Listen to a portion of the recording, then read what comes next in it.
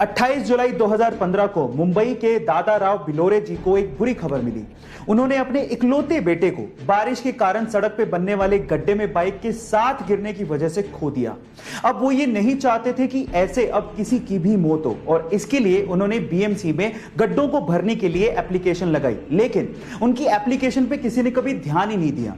तब उन्होंने डिसाइड किया कि वो खुद इन गड्ढों को भरेंगे और उसके बाद से उन्होंने गड्ढों को भरना शुरू किया और प्रण लिया कि वो इंडिया को गड्ढा मुक्त बनाएंगे। और तब से लेके आज तक वो 550 से भी ज्यादा गड्ढों को भर चुके हैं और उन्होंने इसके लिए एक एप्लीकेशन भी लॉन्च किया है ताकि लोग उस पर शिकायत दर्ज कर सकें और वो गड्ढों को भर सकें। गाइस, दादा राव भिलोरे जी के इस कार्य को मैं सलाम करता हूं। मुंबई के एक अस्पताल में तीरा कामत नाम की एक 5 साल की छोटी सी बच्ची जिंदगी और मौत से जंग लड़ रही है। उस बच्ची को SMA टाइप 1 बीमारी है जिसके चलते उसका इलाज चल रहा है, लेकिन हैरानी की बात यह है कि उस बीमारी के चलते जो उसे इंजेक्शन लगने वाला है उस एक इंजेक्शन की कीमत 16 करोड़ रुपए है।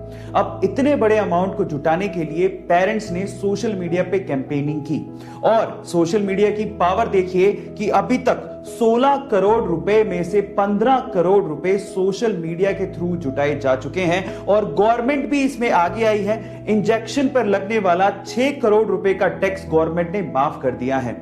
अब गाइस, उस बच्ची को आपकी दुआओं की जरूरत है। इस वीडियो को शेयर करें और उस बच्ची की सलामती की दुआ करें। Thank you so much. Share the video and save the child.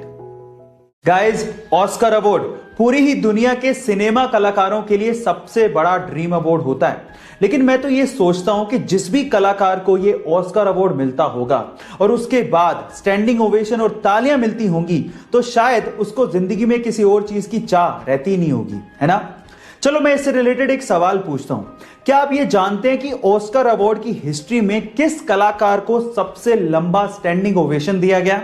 तो चलिए मैं आपको इसका जवाब देता हूं। वो कलाकार थे चार्ली चैपलिन, जिन्हें 12 मिनट के लिए स्टैंडिंग ओवेशन दिया गया और स्टैंडिंग ओवेशन के बाद वो काफी ज्यादा इमोशनल भी हो गए थे। गाइस, ये अमेजिंग फैक्ट जान के आपको कैसा लगा चैट सेक्शन में जरूर लिखिएगा। हार्ड वर्क की बदौलत अपने आलोचकों को जवाब कैसे दिया जाता है ये आप टीम इंडिया के KL राहुल से सीख सकते हैं। कुछ दिनों पहले तक लोग उसके टीम में होने पर सवाल या निशान लगाया करते थे, कहा करते थे कि वो कोहली का दोस्त है, सिर्फ इस वजह से टीम में बना हुआ है। लेकिन न्यूजीलैंड के खिलाफ हुई हालिया T20 सीरीज में अपनी परफॉर्मेंस के बदौलत उसने साबित कर दिया कि वो अपने दम पर टीम में है।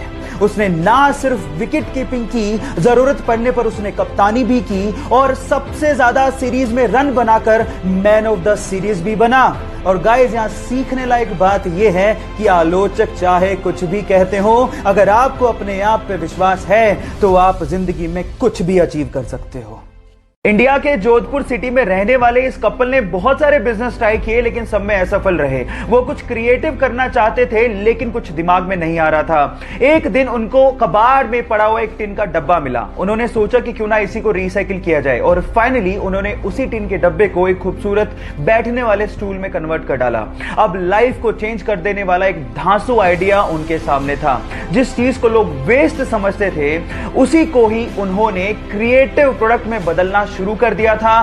पहला ऑर्डर उन्हें डेनमार्क से मिला और देखते ही देखते उन्होंने एक ऐसी कंपनी खड़ी कर डाली जो कि 36 देशों में अपना बिजनेस करती है और आज इंडिया की सबसे बड़ी रिसाइकिल हैंडीक्राफ्ट कंपनी है। Yes guys, I am talking about Preeti international. Guys, यहां सीखने लायक बात यह है कि एक आइडिया आपकी दुनिया बदल सकता है, तो आपका वो आइडिया कौन सा है? चैट में जरूर बताइएगा।